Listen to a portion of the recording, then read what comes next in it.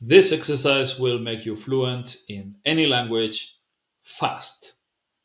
Not the lazy way, not effortlessly. It's not fun and easy, none of that. It's going to be a lot of hard work that you'll need to do. You will have to endure a lot of frustration, and you will have to continue grinding because it is a very, very hard exercise. But it works, and it works really, really well. This is, according to science, the most effective way actually to learn anything. If you ask any straight A students, which I wasn't, honestly, um, if you ask medical students or best whatever lawyers, best universities, blah blah blah, they tend to use this. This is active recall. You review the information once and then you try to remember what it was. So what you need to do is take a bilingual text, ideally your language islands, because they are sentences that you have prepared yourself, things that you want to be able to say, not just random Duolingo type nonsense. Like this is, for example, a morning routine. You talk about your morning routine. You talk about your work. You talk about whatever you do, or you say things that you would say in a specific situation when meeting people or when traveling, whatever. I've got tutorials on how to prepare language islands, but this is really important. You should use useful sentences, not just random stuff. So we get the sentences here in English. Here's the target language. In this case, it's Russian. And the only thing you need to do is first review it quickly. Yeah, so quickly read it. If you don't understand it, don't worry about it. You can learn uh, the writing system relatively easily if you listen and read at the same time. But yeah, you quickly review it, and then after one review only, you start doing the active recall, which means translating into the target language without looking. So I go to the gym every morning. Я хожу в спортзале каждое утро. Хожу в спортзал каждое утро. Mistake here. It's спортзале. It's to the sportzal, not sportzal is in the gym. This is to the gym without the a in the end. Russian grammar is complicated, but this way you figure out where you make the mistakes and you correct them rather quickly. Yeah, so I go to the gym every morning. Я хожу в спортзал каждое утро. I do this every morning. Я делаю это каждое утро. Я делаю это каждое утро. Go to the gym first thing in the morning.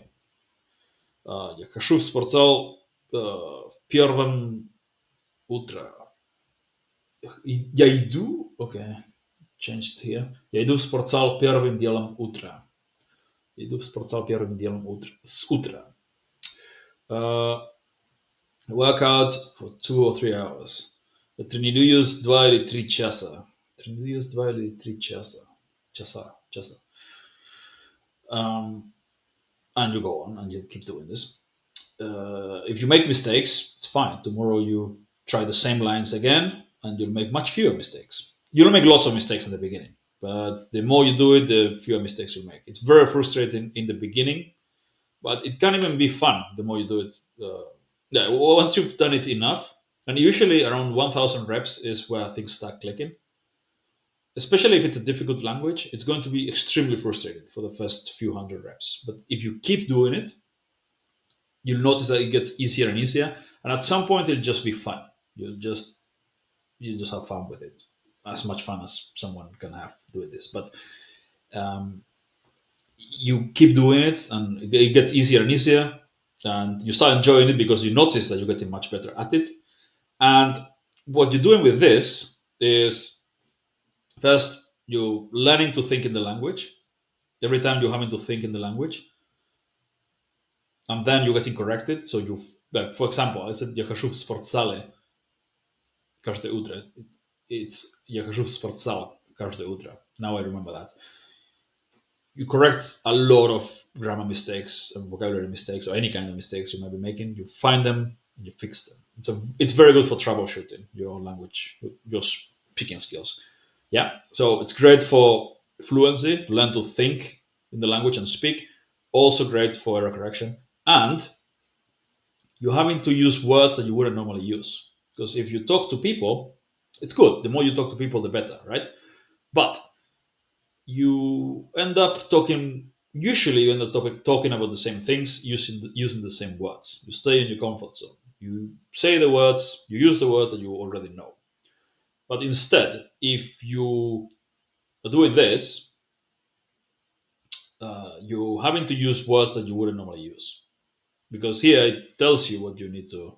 Maybe you would use them in your native language, but not in the target language yet. You don't know them actively. Maybe you can recognize them, but you can't think of them fast enough when you need to use them.